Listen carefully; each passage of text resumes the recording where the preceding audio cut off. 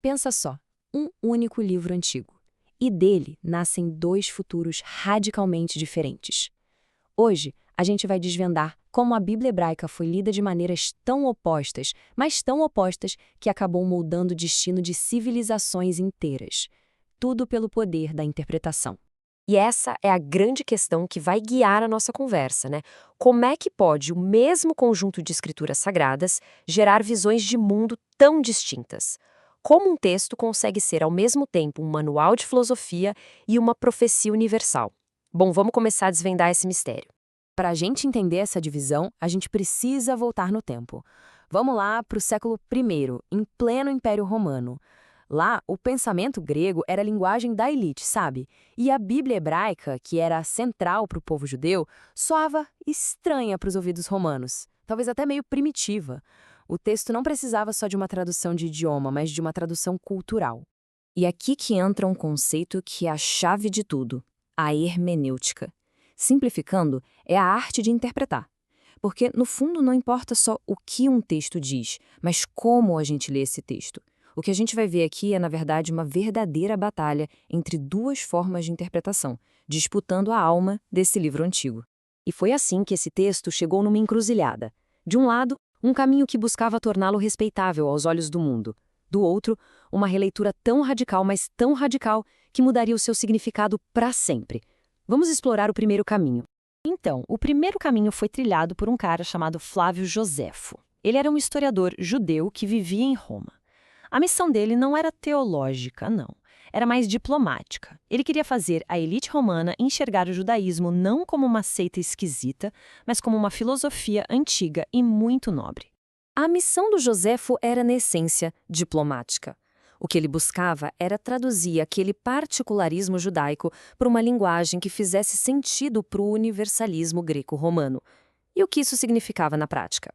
Bom, significava racionalizar os milagres para não parecer superstição e apresentar a lei judaica não como um monte de regras estranhas, mas como a mais alta das filosofias. Tá, mas como ele fez isso? O método do Joséfo era basicamente domesticar o sobrenatural.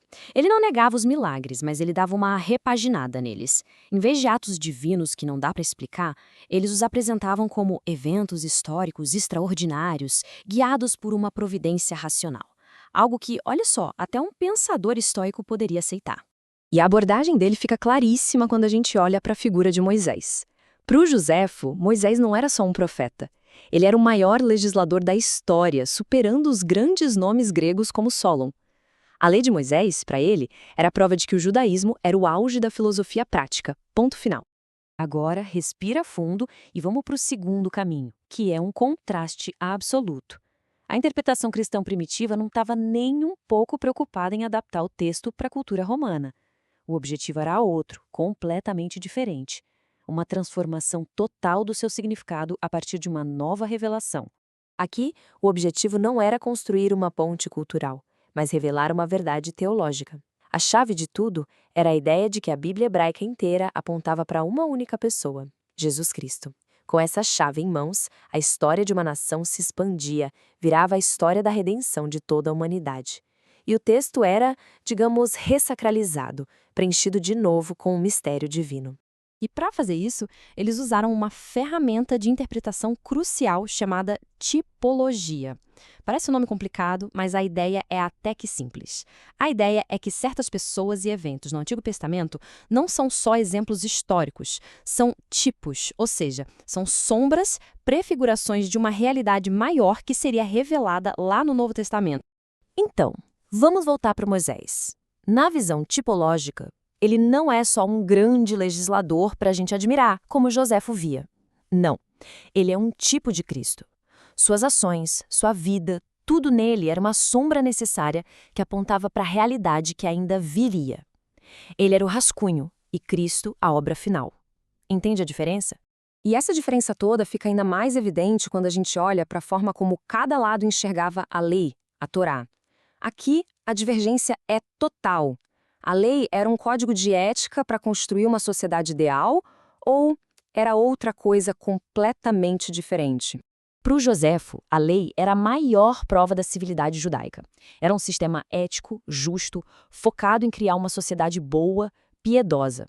Já para a visão cristã, a lei tinha um propósito interno. Era como um pedagogo, um tutor que mostrava para as pessoas que elas não conseguiam ser perfeitas sozinhas. Era um espelho que revelava a verdadeira condição do coração humano e apontava para a necessidade de algo além da lei, a graça. Então, como a gente pode ver, não eram só leituras diferentes, eram projetos diferentes para o futuro daquele texto. E essas interpretações não ficaram só no papel, não. Elas selaram dois destinos completamente distintos, com consequências que a gente consegue ver até hoje.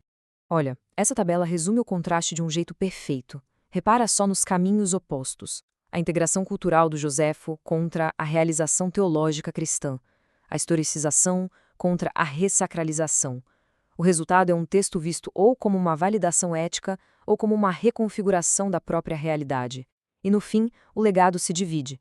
Um documento para um museu de antiguidades versus uma chave que abre um texto vivo. Essa metáfora é muito poderosa.